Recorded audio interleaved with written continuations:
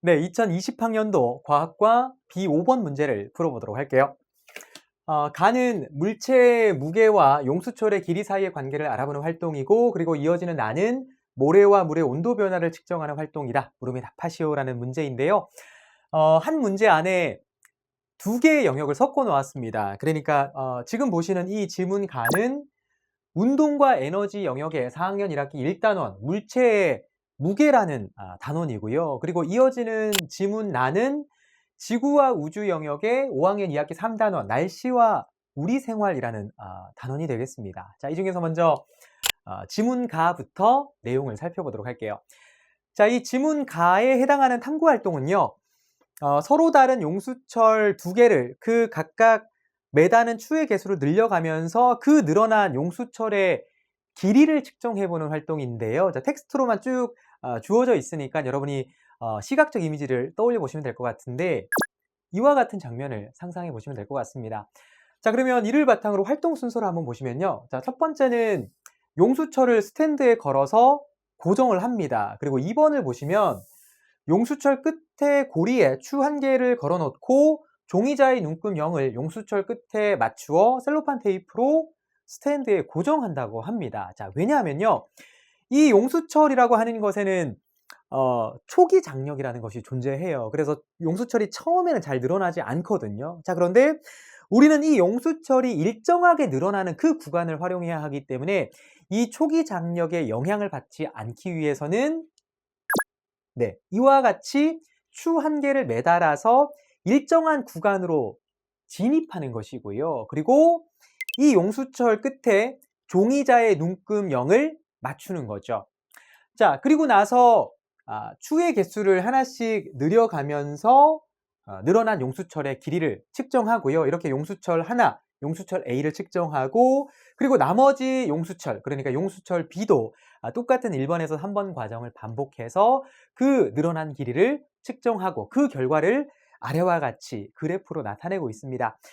자, 이 그래프를 보시면 가로축은 용수철이 늘어난 길이이고요. 그리고 세로축은 용수철에 걸어놓은 추의 무게가 되겠습니다. 자, 이 그래프를 보고 이 문제에서는 두 가지를 찾아보자라고 말을 하고 있는데요. 그중에 첫 번째는 두 용수철 A, B의 늘어난 길이와 힘의 크기 사이의 관계가 첫 번째이고요. 그리고 두 번째는 기울기의 의미가 되겠습니다. 자, 그러면 이 중에서 먼저 첫 번째로 용수철의 늘어난 길이와 힘의 크기 사이의 관계를 먼저 살펴보도록 할게요. 그 관계는요.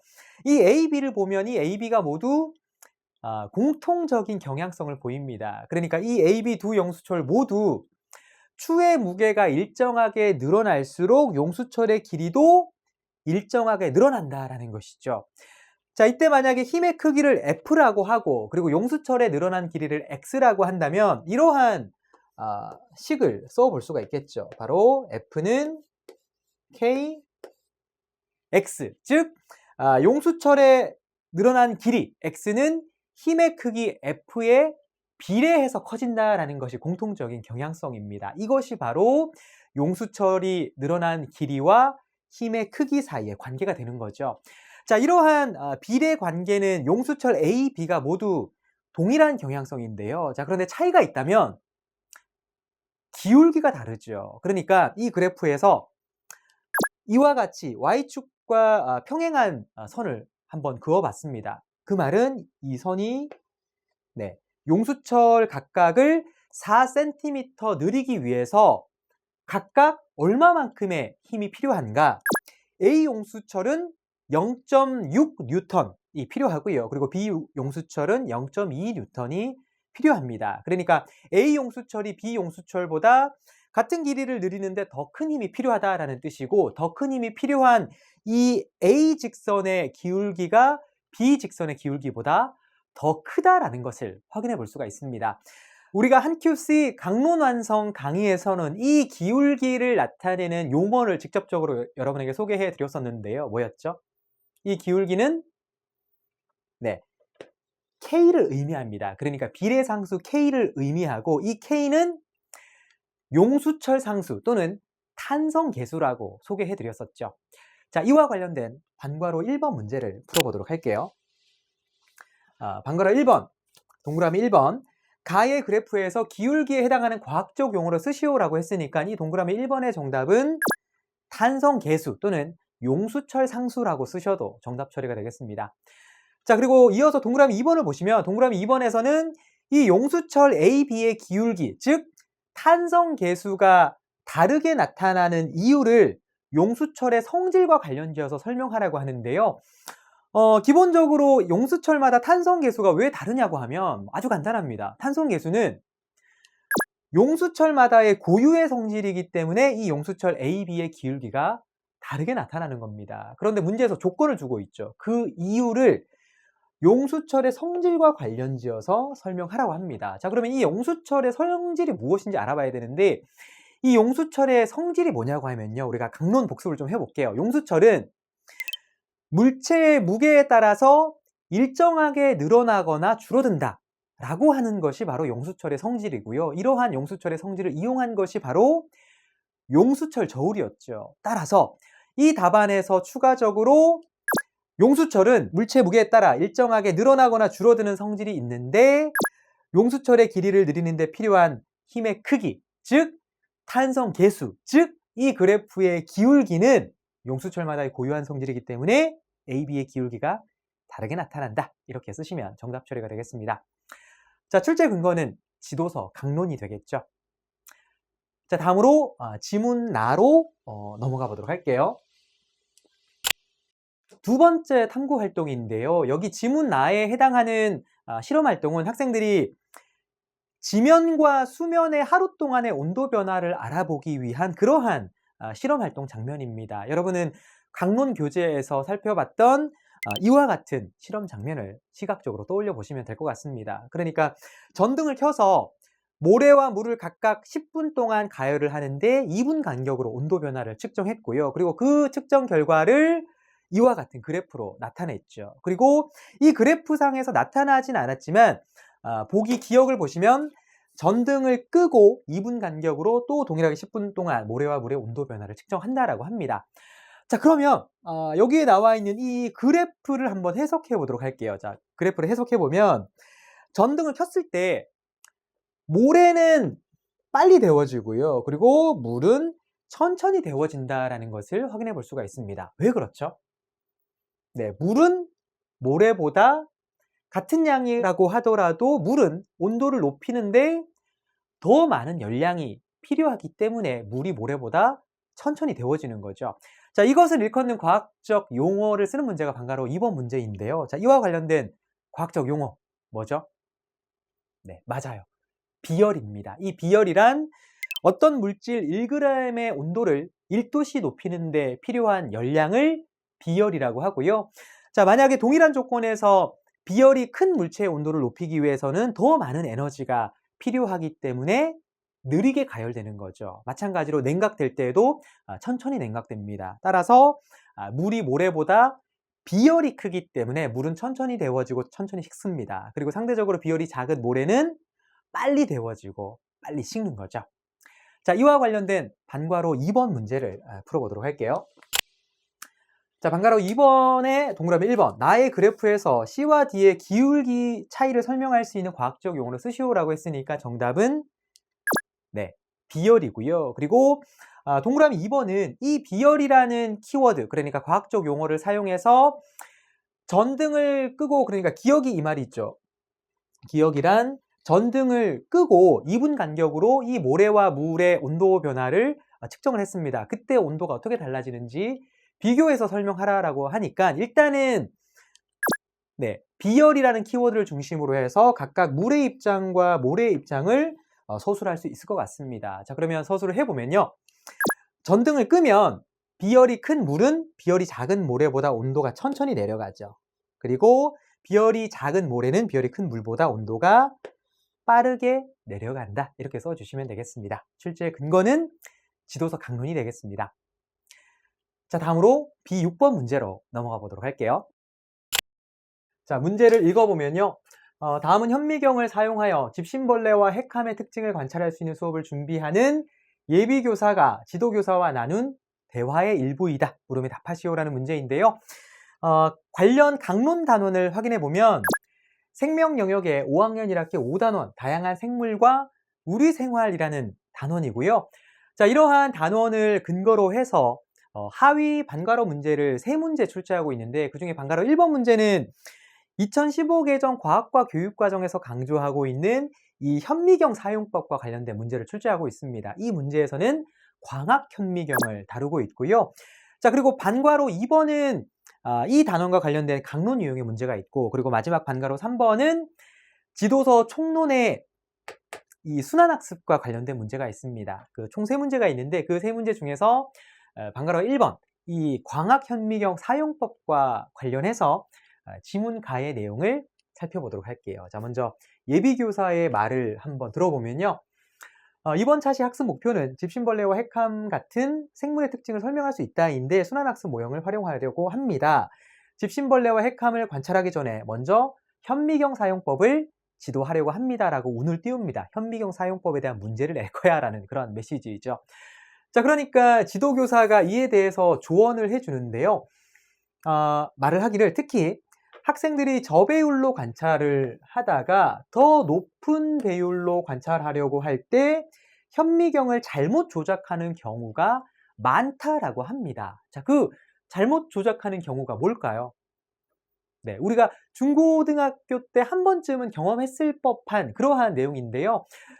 이와 관련해서 제가 간단하게 강론 복습 삼아서 광학 현미경 사용법에 대한 설명을 좀 해드리도록 하겠습니다. 예를 들어서 집신벌레 연구 표본을 이 광학 현미경으로 관찰한다라고 했을 때 가장 먼저 첫 번째 순서로는 회전판을 돌려서 배율이 가장 낮은 대물 렌즈가 중앙에 오도록 합니다. 그리고 두 번째는 전원을 켜고 조리개로 빛의 양을 조절한 다음에 연구 표본을 재물대 가운데 고정을 시킵니다. 그리고 세 번째는 현미경을 옆에서 보면서 조동 나사로 재물대를 올립니다. 올리면서 연구 표본과 대물 렌즈의 거리를 최대한 가깝게 하고요.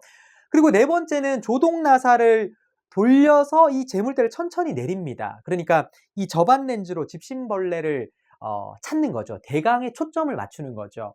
자, 그리고 미동 나사로는 정확한 초점을 맞추면서 집신벌레가 뚜렷하게 보이도록 조절을 하고요. 그리고 마지막 5번째가 중요한데 이 5번째로는 대물 렌즈의 배율을 높이고 미동 나사로 초점을 맞추어서 관찰을 하면 됩니다. 이 마지막 5번째와 관련해서 학생들이 현미경을 잘못 조작하는 경우가 많습니다. 그 경우가 뭐냐고 하면 학생들이 저배율에서 고배율로 바꾸려고 할 때 만약에 저배율에서 방금 설명해드린 그러한 과정에 따라서 초점을 맞췄어요. 초점을 맞추었는데 맞는 상황이라면 그냥 회전판을 돌려서 고배율의 대물 렌즈로 바꾸기만 하면 돼요. 자, 그런데 이 고배율의 대물 렌즈가 길이가 길잖아요. 그래서 그 마치 연구 표본에 부딪힐 것 같은 걱정이 들어요. 하지만 저배율에서 초점을 맞춘 상태라면 걱정하지 말고 그냥 회전판만 돌려서 고배율의 대물 렌즈로 바꾸고 그리고 다시 미동 나사로 정확한 초점을 맞추어서 관찰하면 됩니다. 자, 이때 잘못 조작하는 경우란 조동 나사를 돌려서 재물대를 움직인다라는 것이죠. 따라서 방금 설명해드린 여기까지의 어떤 지문의 맥락을 우리가 살펴본다면 이 문제에서 요구하고 있는 이 기억, 이 빈칸 기억에 들어갈 현미경 조작 방법은 아마도 이걸 겁니다. 회전판을 돌려서 배율이 높은 대물 렌즈로 바꾸도록 한다. 이렇게 쓰는 것을 요구했을 것 같아요. 자, 그런데요. 이 문제에서 논란이 될 만한 표지가 있어요. 그러니까 논란이 될 만한 지문 내용이 있는데 그게 뭐냐고 하면 가장 먼저입니다. 그러니까 이 가장 먼저라는 표현, 지금까지의 상황과 맥락을 본다면 이 문장이 정답안이 될 수 있고 아마도 출제위원은 이 문장을 정답안으로 요구했을 것 같아요. 자, 그런데 이 녀석 때문에 이 가장 먼저라는 표현을 넣어서 이 정답안을 읽어보면 조금 어색합니다. 한번 읽어볼까요? 현미경을 잘못 조작하는 경우가 많아요. 저배율에서 고배율로 높여 관찰하려면 가장 먼저 회전판을 돌려서 배율이 높은 대물 렌즈로 바꾸도록 합니다. 이상하죠. 자, 차라리 여기에 이 가장 먼저라는 표현을 하지 않았더라면 더 깔끔한 문제가 되었을 것 같습니다. 따라서 일단은 여기서 첫 번째로 제시해드린 이 답안이 정답 처리가 될 것 같고요. 그리고 추가적으로 이 가장 먼저라는 표현 때문에 여기에 나와 있는 지문 내용을 달리 해석해 볼 수가 있습니다. 자, 만약에 다시 한번 읽어보면 현미경을 잘못 조작하는 경우가 많아요. 저배율에서 고배율로 배율을 높여 관찰하려면 자, 여기까지 일단 끊습니다. 여기까지는 그냥 선생님들의 대화예요. 그리고 나서 이 끄는 이후부터는 저배율에서 고배율로 높이는 그 방법을 포함해서 이 광학 현미경의 처음부터 끝까지의 그 조작 순서, 즉 처음부터 끝까지의 현미경 사용 방법을 설명하기 위해서 이 빈칸 기억을 뚫어놨다라고 해석을 할 수가 있는 거죠. 그렇게 해석한다면 이때 가장 먼저 해야 할 일은 바로 회전판을 돌리는 겁니다. 회전판을 돌려서 배율이 가장 낮은 대물 렌즈가 중앙에 오도록 하는 것이죠. 자, 따라서 이러한 두 번째 맥락으로 해석해서 전체적인 이 광학 현미경의 사용 순서 중에서 첫 번째 순서를 묻는 거였다면 그에 대한 정답은 회전판을 돌려서 배율이 가장 낮은 대물 렌즈가 중앙에 오도록 한다. 이렇게 써야 하겠죠.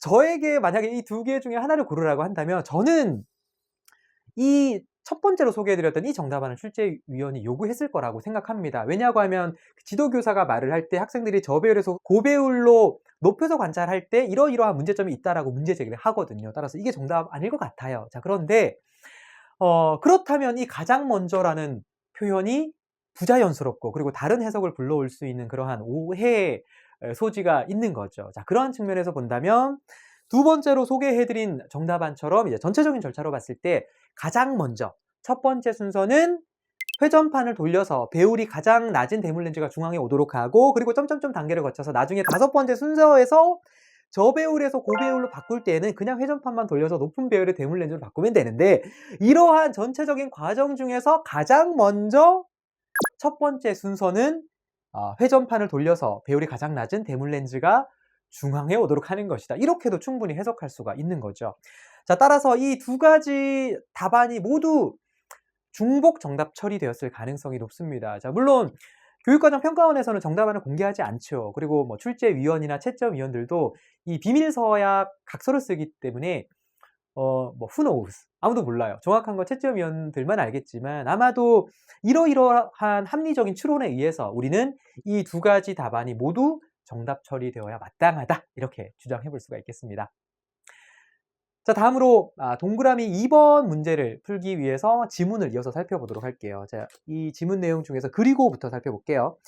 자, 그리고 현미경 표본을 만드는 방법도 유의해야 해요. 집신벌레의 경우에는 움직임이 활발해서 관찰하기가 쉽지 않습니다. 그래서 니은 현미경 표본을 만들 때 집신벌레의 움직임을 제한하는 방법이 필요하다라고 말을 하고 있습니다. 자, 만약에 우리가 이미 만들어 놓은 연구 표본이 아니라 직접 이 집신벌레 표본을 만든다고 한다면 여기에 나와 있는 것처럼 집신벌레가 움직이기 때문에 이러한 집신벌레의 움직임을 제한하거나 또는 이 운동성을 낮추어야 할 필요가 있는데요. 자, 그 첫 번째 방법은 바로 탈지면을 이용하는 겁니다. 이 탈지면을 조금 떼어서 오목받침 유리의 오목한 부분에 이 탈지면을 넣고요. 거기에다가 집신벌레가 들어있는 물을 스포이트를 이용해서 탈지면에 한 방울 떨어뜨리는 거죠. 그리고 마지막으로 덮개 유리를 덮으면 집신벌레 표본이 완성되는데요. 자, 이렇게 탈지면을 사용해서 집신벌레의 움직임을 제한할 수가 있습니다. 따라서 이러한 내용을 정답안으로 써줄 수가 있고요.